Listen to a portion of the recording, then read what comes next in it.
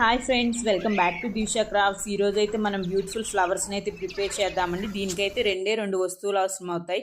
అదొకటి binding wire and paper tape. Binding వైర్ని ఇట్లా చిన్న చిన్న ముక్కల్లాగా కట్ చేసుకోవాలి. పేపర్ టేప్ని యూస్ చేసుకొని ఇప్పుడు మనమైతే ఫ్లవర్స్ని అయితే ప్రిపేర్ చేసుకుందాము. ఇట్లా పేపర్ టేప్కి మనం కట్ చేసుకున్న స్టిక్స్ ఉంటాయి కదా, వాటిని ఇలా అటాచ్ చేసేసి వీడియోలో చూపిస్తున్న విధంగా మళ్ళీ మిడిల్కి ఫోల్డ్ చేసుకొని దాన్ని ఒక పెటల్ లాగా మనం ప్రిపేర్ చేసుకోవాలన్నమాట. ఇలా మిగతా వాటన్నిటిని కూడా అంతే ఒక 5 తీసుకొని 5ని ఇట్లా పెటల్ లాగా ప్రిపేర్ చేసుకోవాలి. ఈ 5 పెటల్స్ని మనం అడ్జస్ట్ చేసుకుంటూ ఫ్లవర్ని అయితే ప్రిపేర్ చేద్దాము.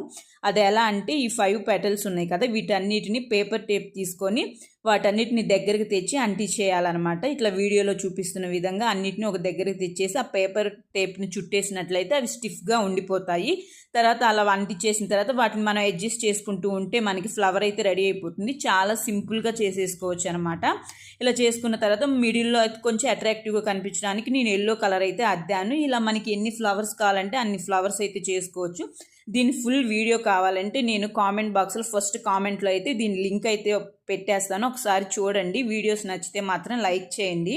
ఇలా మనము ఇంకో బైండింగ్ వైర్ ఉంటుంది కదా, దాన్ని పెద్ద స్టిక్ లాగా తీసుకొని ఫ్లవర్స్ని ఒకదాని ఒకటి అటాచ్ చేసుకుంటూ ఫ్లవర్స్ని అయితే మనం ప్రిపేర్ చేసుకున్నాము. ఫైనల్ లుక్ అయితే ఇలా ఉంది. వీడియో నచ్చితే లైక్ చేయండి, షేర్ చేయండి, సబ్స్క్రైబ్